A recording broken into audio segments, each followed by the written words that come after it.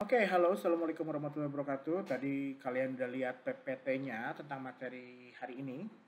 Sekarang kita akan masuk ke analisis datanya menggunakan SPSS. Yang pertama, saya akan menganalisis data apabila data kalian terdistribusi normal. Jadi kalian lihat lagi ya, data kalian itu kemarin hasil analisis yang kalian lakukan itu terdistribusi normal atau tidak. Sekarang saya yang pertama akan melakukan analisis data apabila datanya terdistribusi normal. Yang pertama kita buka dulu dataset yang kemarin. Jadi datasetnya jangan lupa di save. Kemarin pada di save nggak? Saya lupa bilang ya untuk nyuruh di save. Jadi di save. Kalau nggak di save berarti kalian input lagi seperti pertemuan minggu lalu. Jadi datanya udah keluar seperti ini. Kita langsung aja ya cepat. Kalian juga udah terbiasa sekarang menggunakan SPSS. Jadi datanya kalian load, kalian buka, lalu kalian klik analyze. Lalu kita klik compare means. Karena kalau terdistribusi normal, pertama saya pengen menunjukkan dulu kita ingin membandingkan perbandingan antara dua kelompok gitu ya. Karena tadi kalau kamu lihat di PPT-nya, komparatif itu ada dua kelompok dan ada lebih dari dua kelompok. Kalau dua kelompok, statistik parametrik yang terdistribusi normal itu menggunakan independent sample t-test, dan kalau lebih dari dua kelompok menggunakan ANOVA gitu ya. Jadi kita pakai dulu yang perbandingan antara dua kelompok menggunakan independent sample t-test. Jadi kita klik, ulang lagi deh, kita klik analyze, kita klik compare means, lalu kita lihat independent sample t-test. Eksplisit banget. Jadi kalian buka independent sample t-test, wah ini udah ada. Nanti tampilannya kurang lebih akan seperti ini kalau kalian buka ya. Kalian masukkan test variable-nya itu nilai total. Lalu karena dua kelompok, apa nih yang dua kelompok? Misalnya jenis kelamin contohnya. Jenis kelamin, kamu klik option, ini nggak usah. Kamu define groups. Grup 1 kamu tuliskan awalnya kosong seperti ini. Kalau kamu nanti buka di grup 1 ini 1, grup 2 kamu klik 2, lalu kamu klik continue. Lalu klik OK.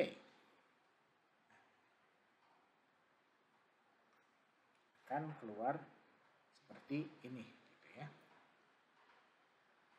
Jadi ini deskriptifnya sama seperti kemarin. Rata-rata kalau pria itu skornya 54,44, wanita 46,5. Ini nggak usah dijelaskan lagi karena minggu lalu kita melihat di independent sample t-test, tabel ini ya. Apa yang harus kita lihat? Kalau kamu lihat PPT sebelumnya, yang kita lihat itu signifikansi two-tailed-nya. Mana signifikansi two-tailed? Nah, ini nih, signifikansi two-tailed. Berapa skornya? Kalau equal variance assume itu 0,044. Kalau equal variance not assume, nah kalah 0,035. Jadi sesuai PPT tadi, kalau misalnya lebih kecil dari 0,05, maka terdapat perbedaan yang signifikan di antara dua data. Karena ini 0,044 kan lebih kecil daripada 0,05 kan. 0,05 itu kan 0,050 ya. 0,035 lebih kecil daripada 0,50. Berarti ada perbedaan signifikan antara data wanita dengan data pria. Apa yang kita lakukan sekarang? Kita lakukan ialah masuk ke Word. Nah, seperti ini. Kita minimize aja kali ya, supaya ini kelihatan.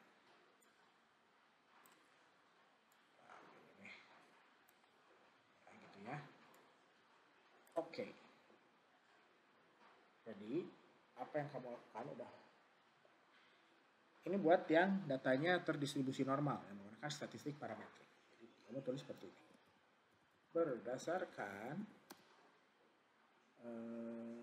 uji normalitas, kamu opening dulu karena nanti bingung kan saya membacanya atau orang lain membacanya, kenapa tiba-tiba kamu pakai sampel t-test ya, kamu opening dulu berdasarkan uji normalitas yang telah dilakukan di mana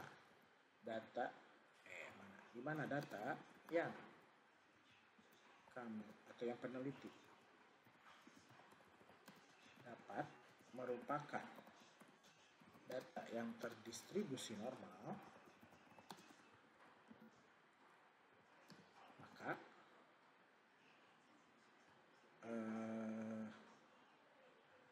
dalam melakukan uji komparatif antara dua kelompok, kami menggunakan independent sample t-test.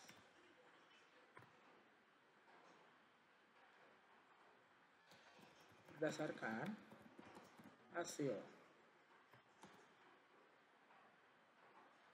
independent sample t-test, kami mendapatkan bahwa berdasarkan hasil independent sample t-test pada kelompok jenis kelamin pria dan wanita, kami mendapatkan bahwa sig ya, sama dengan 0,044 dan ini dalam kurung P strip value sama dengan 0,05 kalian tutup tutup dan sig sama dengan 0,035 P strip value sama dengan 0,05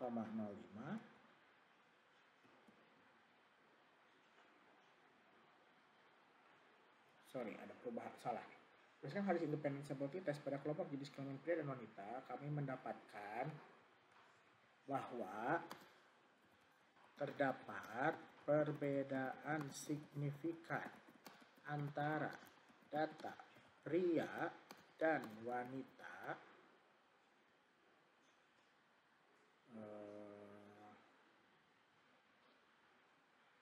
terdapat perbedaan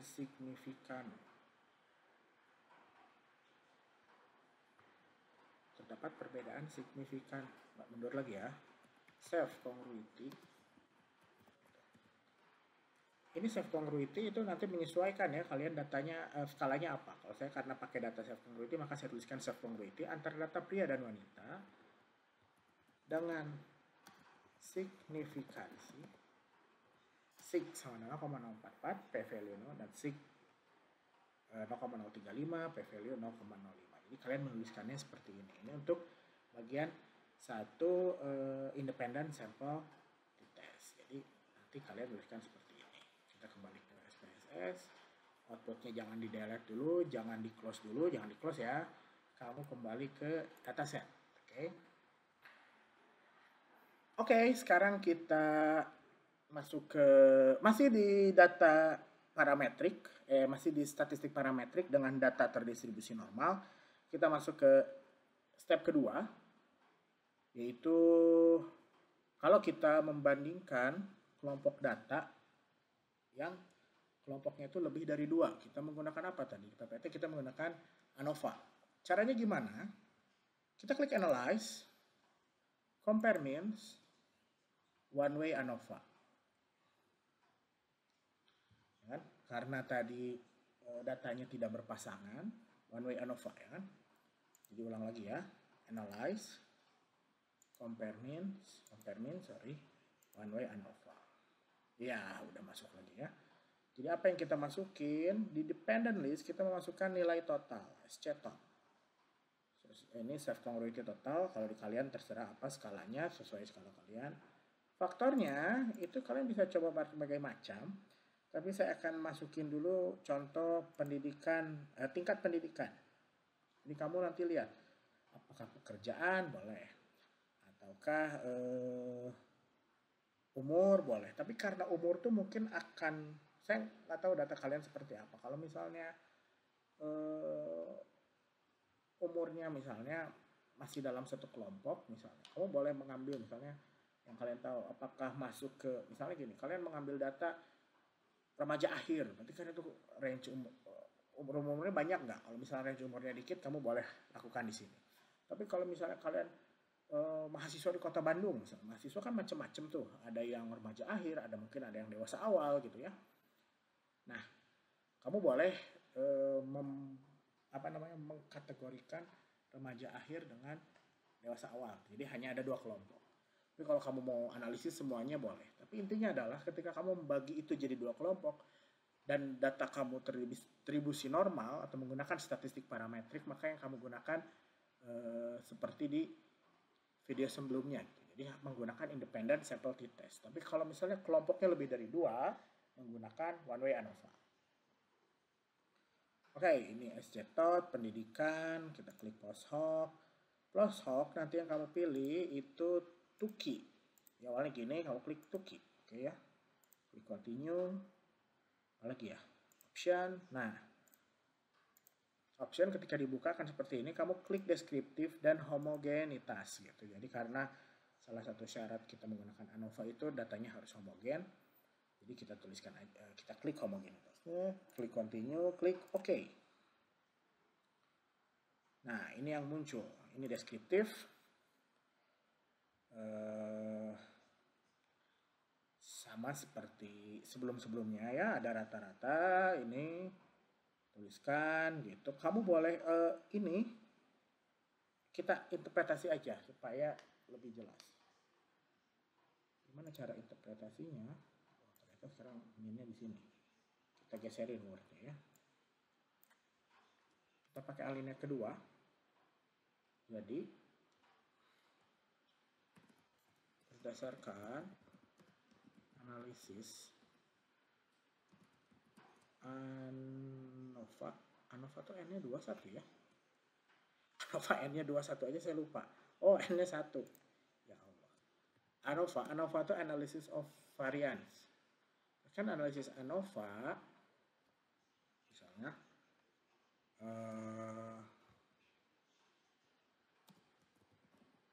digambarkan bahwa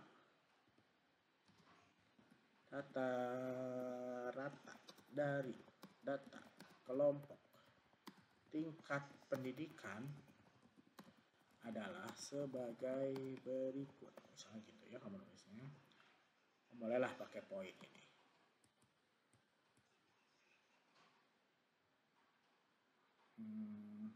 Yang pakai poin ya, supaya biasa kita menulis narasi. Kalau ada yang nanya juga, Pak boleh nggak nulisnya pakai poin? Saya bilang jangan deh, supaya kamu terbiasa menuliskan narasi, karena nanti kalau penelitian atau kamu bikin artikel jurnal tuh nggak pakai poin. Oke, nah, tingkat pendidikan, nah gini aja ya. Rata-rata tingkat pendidikan, salah, bukan gitu dong. Tingkat gitu loh.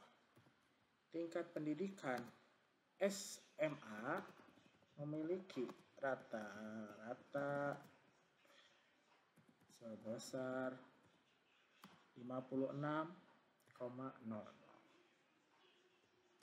S1 memiliki rata-rata berapa tuh? 50,56. S2 memiliki rata-rata 42,00 dan S3 memiliki rata-rata 45,00 titik. Dengan demikian, berdasarkan analisis ini, mana yang paling gede? SMA ya, berdasarkan analisis ini, tingkat pendidikan SMA memiliki rata-rata tertinggi sebesar 56,00 titik. Itu yang kamu tulis dari tabel pertama ya. Kita kembali lagi ke SPSS. Jadi dari tabel deskriptif. Yang berikutnya kamu bisa lihat di sini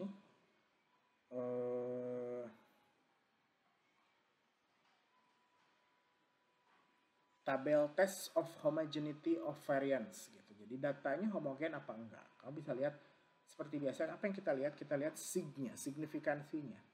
Nah, yang ini nih. Signifikansinya yang pertama kita berdasarkan min 0,282. Berarti di atas 0,05. Berarti tidak ada perbedaan yang signifikan. 0,402 di atas 0,05 berarti tidak ada perbedaan yang signifikan. Di atas 0,403 berarti tidak ada perbedaan yang signifikan. 0,283 berdasarkan berarti tidak ada perbedaan yang signifikan. Berarti apa? Kalau nggak beda berarti datanya sama. Kalau sama berarti homogen. Berarti kamu tulisin data yang kalau dari penelitian ini ya. Jadi kalau misalnya nanti kamu ambil di penelitian kamu ternyata di bawah 0,05 berarti datanya tidak homogen gitu. Kalau datanya tidak homogen berarti ANOVA-nya kamu stop. Kamu tuliskan data ini tidak homogen. Berarti kalau oke gini saya kasih contoh deh. Kalau misalnya di bawah 0,05 berarti data kamu nggak homogen. Kalau nggak homogen kamu tulis seperti ini. Data ini, data yang kami ambil tidak homogen. Atau kamu tulis lagi depannya. Berdasarkan analisis ANOVA, data yang kami ambil tidak bersifat homogen. Maka kami melanjutkan analisis menggunakan statistik non parametrik. Ini kalau data kalian tidak homogen ya. Seperti ini kalian menuliskannya. Saya kasih tanda merah, tanda kurung, jika tidak homogen. Jadi kalau kalian distribusi normal tapi tidak homogen, kalian pindah ke non parametrik. Gitu. Kalau misalnya homogen, yang kalian lakukan adalah hitam.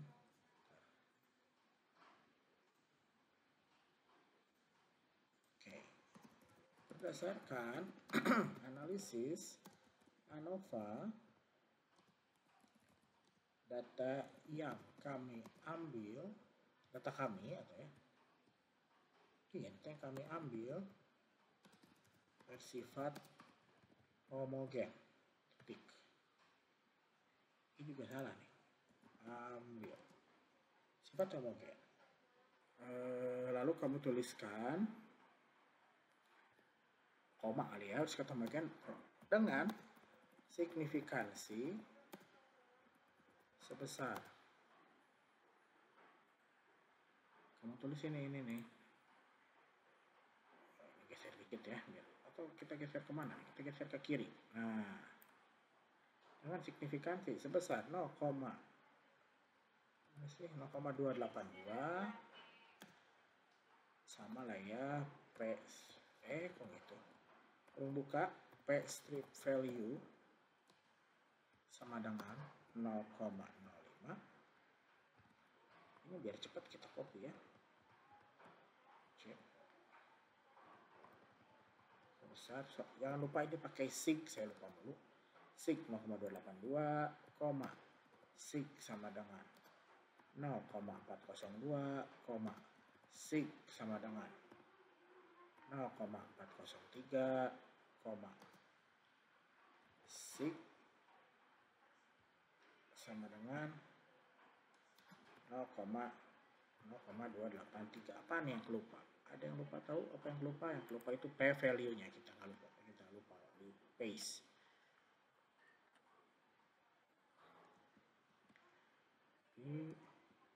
Nah, seperti itu. Jadi datanya bersifat homogen. Ya. Kita klik ke bawah, kita kembali lagi ke output. Nah, terus kita lihat di tabel ANOVA. Jadi ada between groups, ada within groups. Between itu di antara kelompok, perbandingan antara kelompok. Kalau within group di dalam kelompok, biasanya individu dengan individu dalam kelompok. Kita lihat between groupsnya ya, karena kita membandingkan kelompok tingkat pendidikan. Kita lihat seperti biasa signya 0,401, maka dia ada di atas 0,05, berarti tidak ada perbedaan yang signifikan. Jadi kita tuliskan lagi ke sini, lainnya ketiga.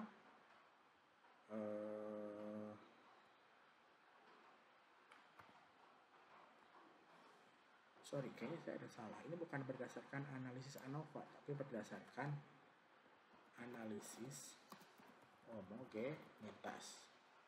Ini analisis homogenitas, kan? Ini pakai deskripsi. Jadi, sorry ya, maju mundur ya. Berdasarkan deskripsi analisis ANOVA, bla bla bla. Yang berikutnya berdasarkan analisis homogenitas. Yang ini baru berdasarkan analisis ANOVA. Saya maju mundur karena saya bikin interpretasinya juga ini mendadak live gitu ya waktu bikin video. Jadi lumayan, kadang-kadang kita suka keselip juga sama aja gitu. Jadi mudah-mudahan kalian bisa mengerti ketika saya maju mundur, tidak jadi kacau pikirannya ya. Ya, berdasarkan analisis ANOVA, data pada penelitian atau misalnya data pada kelompok tingkat pendidikan tidak memiliki perbedaan yang signifikan. Signifikan, sig sama dengan 0,401 dalam kurung buka P strip value sama dengan 0,05 kurung tutup. Gitu. Tapi kalau misalnya kamu bilang ternyata P value-nya signifikansinya di bawah 0,05, maka kamu bilang data pada kelompok apa, kelompok umur, kelompok tingkat pendidikan, atau kelompok apa yang kalian pakai memiliki perbedaan yang signifikan. Gitu. Ya, ini kita close. Ini output, kita kembali ke dataset. Jadi itu kalau misalnya data yang kalian ambil sifatnya terdistribusi normal, kalian menggunakan statistik parametrik. Tadi saya kasih contoh perbandingan dua kelompok. Kalau dua kelompok kalian pakai independent sample t-test. Kalau misalnya ada beberapa kelompok, jadi beberapa kelompok itu gini. Misalnya kamu ambil, saya mungkin kurang menjelaskan tadi ya. Jadi misalnya kamu ambil variabel jenis kelamin. Dalam jenis kelamin itu ada berapa kelompok sih? Ada berapa kelas gitu. Kan kalau jenis kelamin pria dan wanita, berarti itu ada 2 kelompok. Tapi kalau misalnya tingkat pendidikan, di data kamu itu data tingkat pendidikannya apa? S1 aja, berarti kamu nggak bisa melakukan uji perbandingan ini. Karena data kelompoknya hanya ada satu, S1 aja gitu. Tapi kalau misalnya kamu mau menguji misalnya tingkat pendidikannya anak apa ya, misalnya SMA misalnya, anak SMA-nya bandingin kelas 1, kelas 2, kelas 3. Nah, itu berarti ada 3 kelompok tuh gitu. Antara kelas 1, kelas 2 dengan kelas 3. Atau kalau misalnya mahasiswa Unibi, kalian bandingin semester 2, semester 4, semester 6 dengan semester 8. Berarti itu ada 4 kelompok gitu ya. Jadi lihatnya seperti itu. Oke, udah yang parametrik. Sekarang kita lanjut ke statistik non-parametrik untuk data yang tidak terdistribusi normal atau skewed positif atau negatif. Kita lakukan di video yang berbeda ya. Jadi silakan buat yang datanya non-parametrik menyaksikan menyaksikan analisis di video selanjutnya. Nah, ada satu hal yang saya kelupaan. Jadi kalau kalian yang datanya terdistribusi normal, kalian menggunakan statistik parametrik, pekerjaan kalian udah beres sampai sini. Jadi ini yang kalian lakukan minggu ini. Seperti ini gitu ya.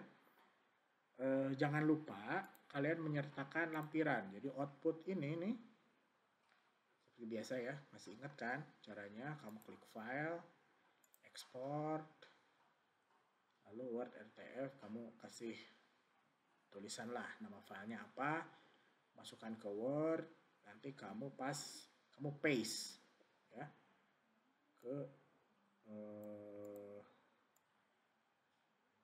kerjaan kalian, laporan kalian. Ini output parametrik, saya tulis ya. Underscore 03 05 2020. Bukan 03 ya, 04 ya. Tahuan saya ngerjainnya 03. 04 ya.